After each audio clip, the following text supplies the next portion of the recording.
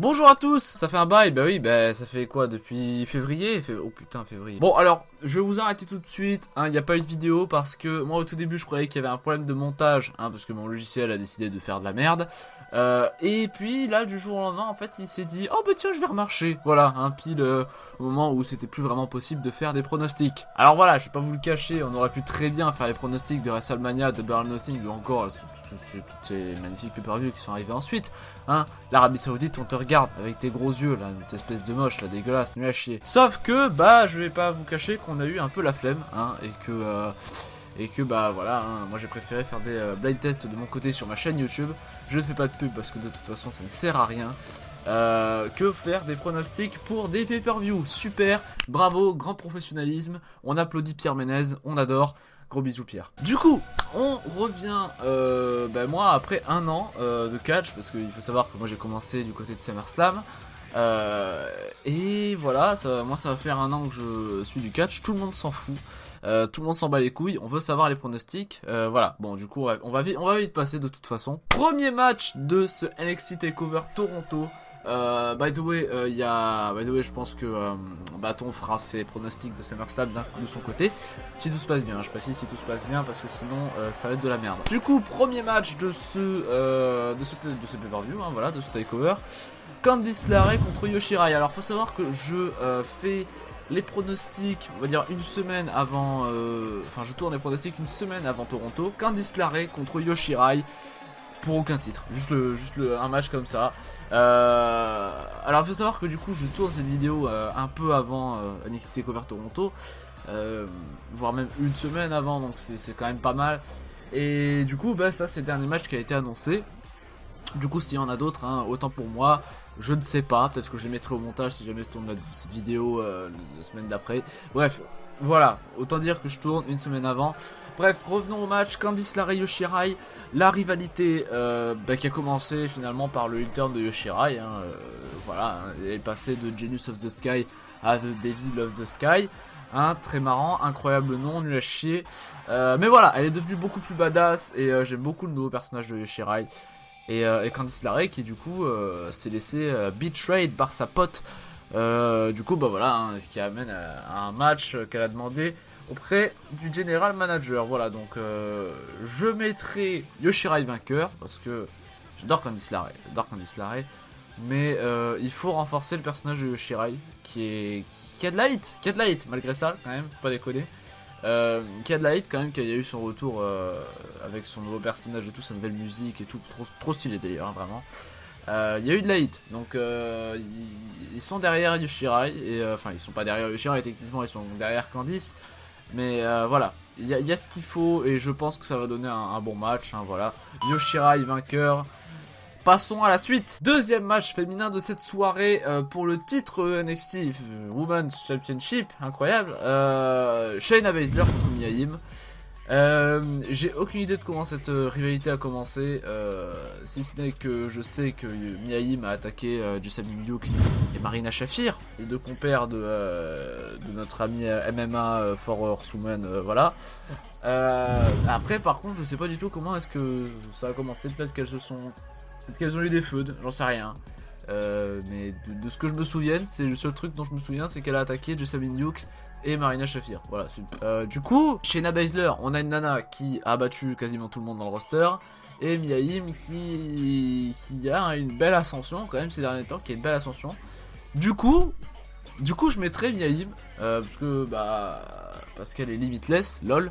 Et parce que je pense qu'il faudra un petit peu de changement et que Shayna Baszler risque d'aller au main roster d'ici la draft à SummerSlam, parce que je pense que ça va être ça et qu'ils veulent faire au Survivor Series le truc qu'ils nous ont promis depuis un bail, quoi. Voilà, donc Mia Yim, championne d'NXT, c'est un spoil, lol. Ensuite, match de la finale du Breakout Tournament, du NXT Breakout Tournament qui a eu lieu du coup pendant tout le mois de juin à peu près, je crois, opposant du coup plein de nouveaux catcheurs du Performance Center et tout, et qui pour la plupart viennent de l'indé. Pour la finale ce sera Jordan Myles alias je sais plus quoi et Trevor Lee, non, Cameron Grimes, c'est son nom à NXT. Pour parler vite fait du tournoi, le tournoi j'ai trouvé qu'il était très cool, il y a eu des très bons J'ai découvert de très bons catcheurs, notamment il y avait Dexter Lumis qui malheureusement qui a fait qu'un round, hein, mais qui est quand même très bon. Et je pense qu'il va avoir un très bon personnage plus tard à NXT. Et Angel Garza, voilà, Angel Garza qui est un très bon catcheur. Pas forcément fan de son personnage, je m'en fous un peu, mais qui est quand même un très bon performeur. Du coup, la finale oppose Jordan Miles à Cameron Grimes. Par cœur, je vais mettre Cameron Grimes parce que Trevor Lee, hein, je le connais de là-bas, et Jordan Miles, je suis pas fan, quoi, on va dire.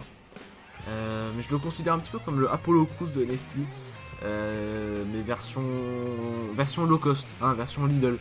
Et Trevor Lee, putain, faut que j'arrête de dire Trevor Lee, c'est Cameron Grimes maintenant. Qui est très bon in ring finalement, hein, moi j'ai vu des replays quand il était pas WWE, j'aimais vachement son style de combat.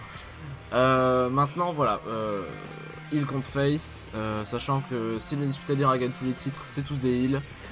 Logiquement je mettrais Cameron Grimes, logiquement je mettrais Jordan Miles, mais je vais mettre Cameron Grimes parce que j'emmerde le monde et que je mets mes chouchous, voilà, je te merde, voilà. Et du coup voilà, donc le vainqueur, hein, a une chance pour n'importe quel titre, hein, même le titre féminin, hein, s'ils veulent, n'importe quel titre. Et du coup ouais, je dirais, on va voir Cameron Grimes, hein, même si je pense que c'est Jordan Miles qui va gagner, on sait jamais.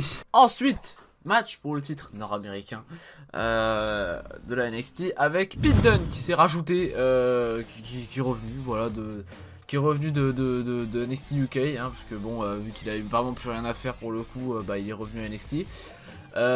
Donc le Ethan Dream, hein, qui défend son championnat contre Pete Dunne et Roderick Strong. Voilà, alors de toute façon, vous allez voir que tous les membres de la Undisputed Era sont pour les titres. Donc je pense que ce pay-per-view va être clairement Undisputed pour le coup. Donc logiquement, je mettrai Roderick Strong. Et j'ai envie que Roderick Strong gagne de toute façon, donc je mettais Roderick Strong. Pete Dunne, je pense pareil, Pete Dunne et le Dream, je pense qu'ils vont aller au main roster, donc voilà. Le Dream, je suis pas sûr, mais Pete Dunne, je pense que oui. Parce que déjà on l'a vu Open Royal Rumble, donc du coup ça laisse supposer qu'il devrait être draft. Voilà, maintenant le Dream, je sais pas, franchement j'en ai aucune idée, mais par contre Roderick Strong, voilà. Vu que ils veulent faire gagner, enfin du moins c'est pour projet que Undisputed Era gagne tous les titres. Commençons par, de toute façon Roderick Strong, voilà, que lui gagne le titre nord-américain. Comme ça au moins c'est fait, on n'en parle plus, merci, au revoir. Ensuite, match pour le titre tag team, les titres tag team, oui, les titres par équipe du coup, d'NXT avec les Street Profits qui défendent leur titre contre Undisputed Era, voilà, Bobby Fish et Kyle O'Reilly. Street Profits qui ne sont plus à NXT, hein, voilà, qui ont été draft à Raw. Qui sont officiellement dans le roster d'après Bâton, parce que je sais pas du tout vraiment s'ils sont vraiment dans le roster. Du coup du coup je pense qu'ils vont perdre les titres de toute façon, c'est incontestable.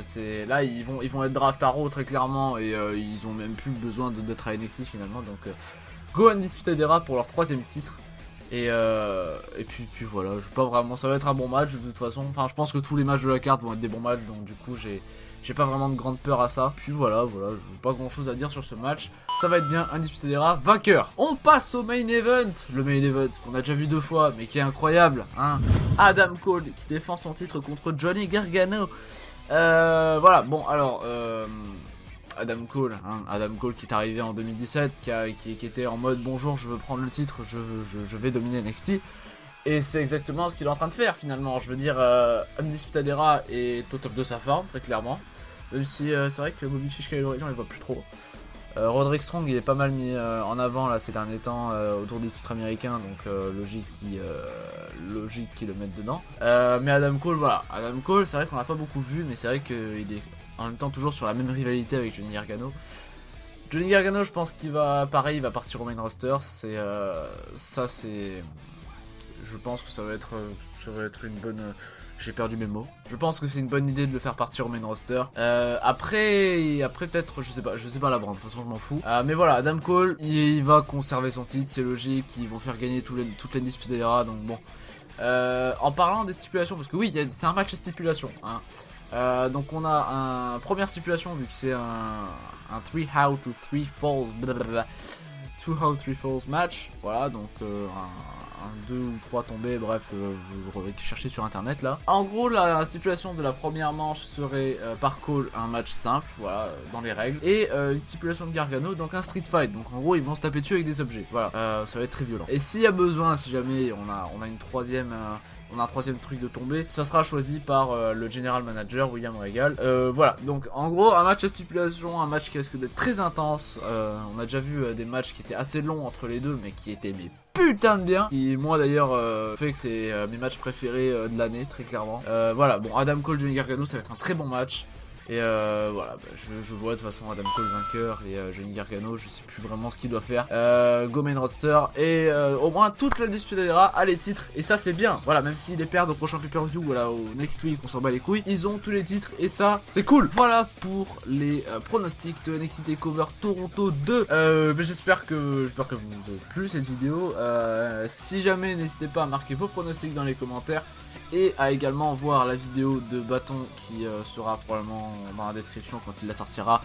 Ou alors j'en sais rien, voilà, peut-être que je la mettrai en commentaire épinglé. Pour suivre le NXT TakeOver Toronto, vous avez le WWE Network. Voilà, c'est un truc payant, hein, bon, démerdez-vous. Quant à nous, on se dit à la prochaine. Peut-être que je ferai les résultats, je pense que oui, de toute façon ça prendra pas longtemps. Ça devrait aller. Et ah oui, et d'ailleurs, je ferai probablement les pronostics de All Out qui sera fin août. Merde, j'ai bugué, bordel. Fin août et peut-être aussi NXT TakeOver Cardiff. Voilà, NXT UK TakeOver Cardiff, autant pour moi. Avec une belle carte qui s'annonce franchement. Et All Out, bordel, ça va être incroyable, ça va être génial. Bref, voilà, nous on se dit à la prochaine, à la semaine d'après, enfin la semaine prochaine du coup, quand on regardera cette vidéo. Et voilà, à plus tout le monde.